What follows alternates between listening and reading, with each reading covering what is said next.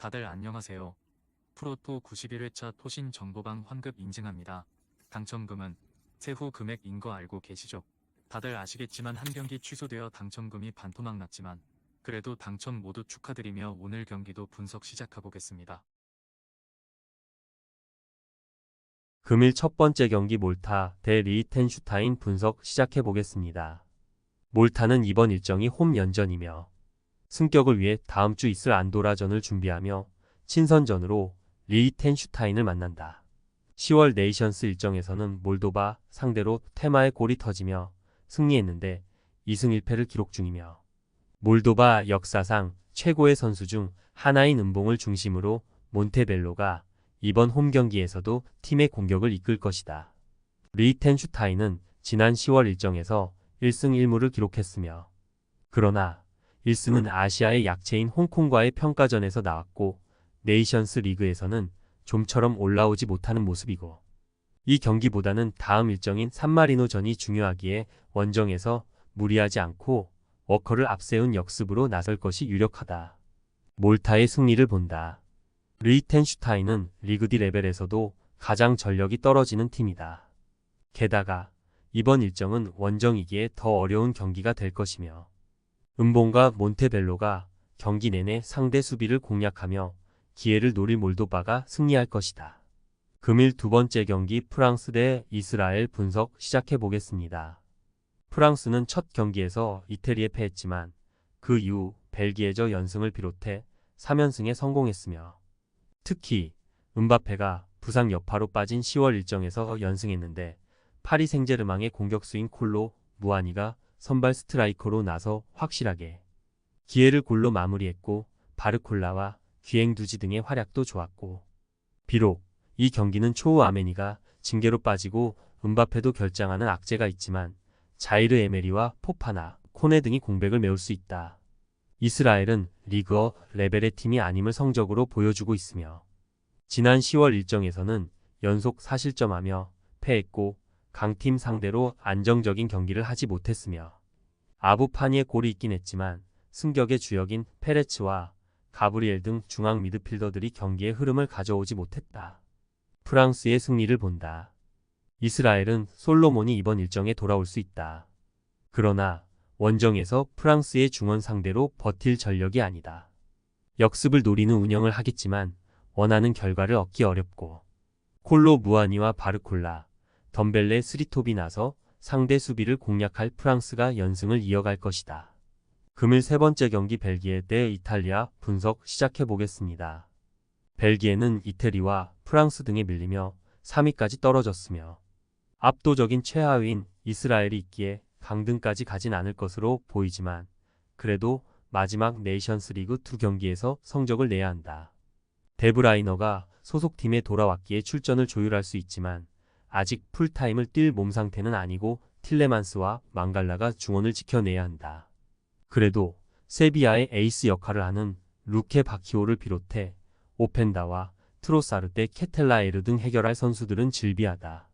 이태리는 프랑스를 승점 1점 차로 제치고 1위를 질주 중이며 포르투갈과 독일, 스페인 등이 승점 3점 이상 차로 1위를 유지하는 다른 조와 달리 가장 치열한 조에 선두기 때문에 이번 경기에서 패하기라도 하면 조 2위로 내려갈 수 있는 상황이며 단 소집 명단은 다소 아쉽다. 아탈란타의 주포인 레테기를 비롯해 모이스킨과 라스파도리가 최전방 공격수로 나서지만 펠레그리니와 크리스탄테가 모두 빠졌다. 토날리와 프라테시, 리치 등이 중원을 이끌어야 한다. 접전을 본다.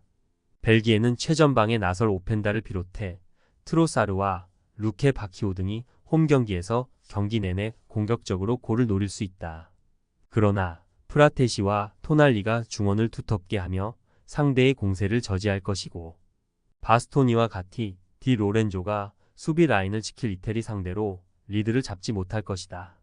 금일 네 번째 경기 아일랜드 대 핀란드 분석 시작해보겠습니다. 아일랜드는 잔류를 위해 이번 홈 경기에서 최소 무승부 이상이 필요하며 단 홈 일정이고 이미 원정에서 제압한 경험이 있는 핀란드 상대로 수비적으로 버티기에 임하진 않을 것이며 알크마르의 스트라이커로 에레디비지의 득점왕에 도전하는 트로이 페럿을 중심으로 퍼거슨과 오그 베네 등 젊은 공격진이 경기 내내 상대 수비를 넘어서려 할 것이다. 핀란드는 10월 일정에서도 연패를 당하며 대회 승점이 없으며 그리스와 잉글랜드 등 리그 B 레벨 최고의 팀들이 있는 조긴 하지만 아일랜드 상대로도 홈에서 우위를 점하지 못했고 세리에서 좋은 활약을 하는 스트라이커인 포우 얀팔로가 있긴 하지만 푸키의 존재감이 옅어졌고 글렌 카마라도 소속팀에서와 다른 경기력이다. 아일랜드의 승리를 본다. 핀란드는 이바노프와 우로넨 등이 수비를 책임지지만 카마라의 수비 보호가 안되기에 어려운 경기를 하고 있다. 쿨렌과 나이트 등이 중원에 나와 경기 주도권을 가져갈 것이고 페럿이 문전 앞에서 확실한 마무리를 해줄 아일랜드가 핀란드 상대로 연승에 성공할 것이다. 금일 5번째 경기 그리스 대 잉글랜드 분석 시작해 보겠습니다.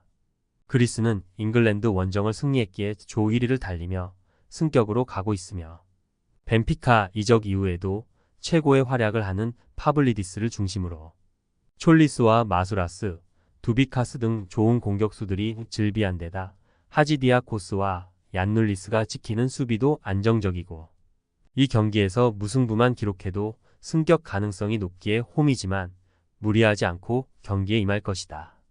잉글랜드는 그리스에 패하며 자존심을 구겼지만 핀란드 원정을 승리하고 그리스와 승점 3점 차이를 유지했으며 그리고 이 경기에서 2골차 이상으로 승리하면 그리스를 제치고 1위로 올라설 수 있기에 동기부여도 확실하고 그러나 이번 일정에는 이탈자가 많다. 중원의 데클란 라이스를 비롯해 필포든과 콜 팔머, 부카요, 사카 등이 부상으로 이탈했다. 잉글랜드의 승리를 본다. 그리스는 잉글랜드 원정처럼 홈 경기에서도 수비 라인을 내리고 버티기로 나설 것이다.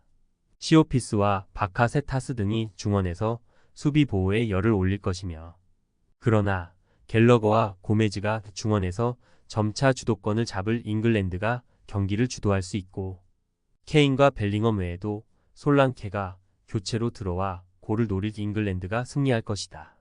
금일 6번째 경기 슬로베니아 대 노르웨이 분석 시작해 보겠습니다.